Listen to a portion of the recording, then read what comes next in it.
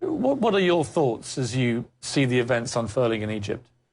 Before anything, Mr. Morgan, if you allow me to say that Egypt has a very special place in my heart and my family's heart.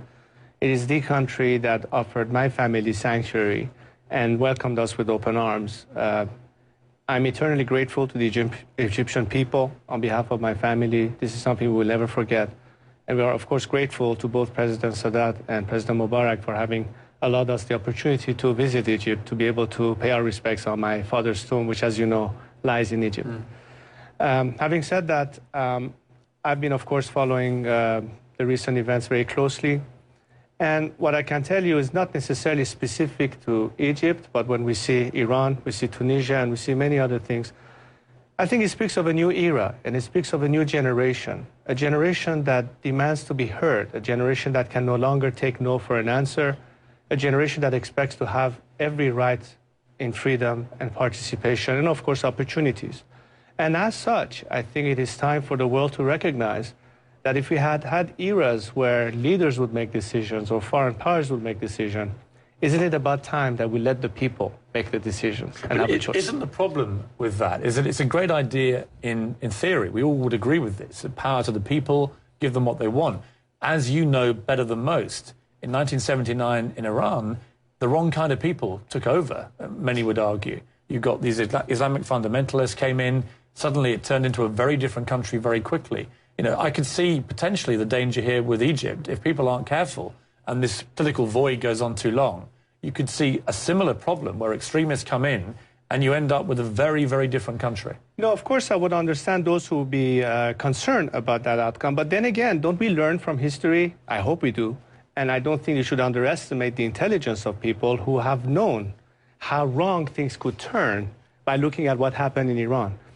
I don't think that what has propelled Tunisians or Egyptians or Yemenis or even Jordanians to speak out is motivated by the Islamists who took over our country and have kept it hostage for 30 years. I think they take heart for what happened in 2009 of the Green Movement and the aspiration of today's generation who has, by trial and error and by paying a very heavy price, appreciates what it is that we have a separation of religion from state as a prerequisite to democracy. They appreciate human rights. They appreciate those things that would be jeopardized should they fall into the trappings of extremists taking over. I don't think people are oblivious to that. So give people a little bit more faith on that, but work with them, help them so that indeed we cannot have the wrong outcome. And the best way to guarantee that you won't have a wrong outcome is to help the institutions that are moderate, that are secular, that are democratic, because the radicals will then be marginalized. On the other hand, if you don't do all of the above, these forces will become cynical, they will become hostile, which is the perfect breeding ground for extremists who always take advantage of that and turn it into their advantage. Have you or any of your family spoken to President Mubarak in the last week?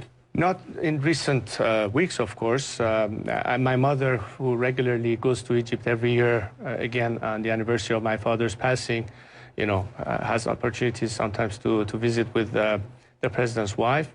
I haven't had any recent contact, so I've nothing new to really indicate. You now live in America. You have your home here in Washington. Yes.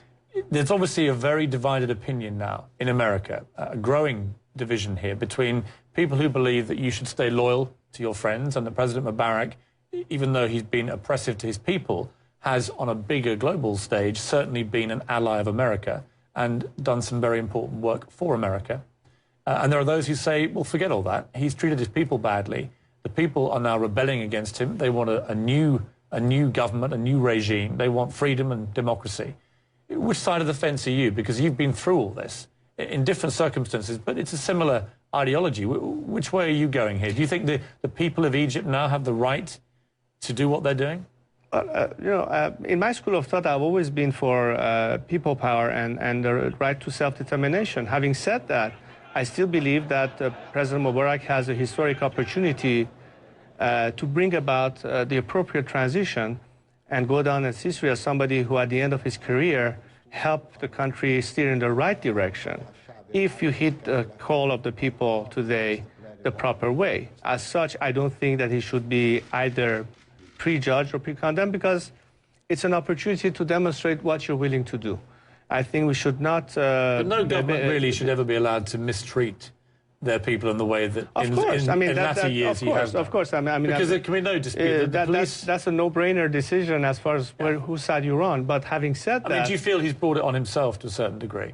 Well, I think, this is something for the Egyptian people to determine, and I think, that much later when history is written, we will certainly have a very objective assessment of when all the dust settles, so to speak. Right now, there's a crisis in Egypt. Where could it lead? Can it lead to a smooth transition? Could there be genuine reforms? Can there be free elections? Can there be an opportunity for the new generation to elect their own leaders the way they always wanted to? All of that depends on what the current leadership does. And if it does it the right way, and if the people are assured that this time they're going to be heard as opposed to be neglected yet again, I think we could, in this sense, avert chaos. We could, in this sense, see a transition that does not lead to anarchy, because that would be the worst-case scenario.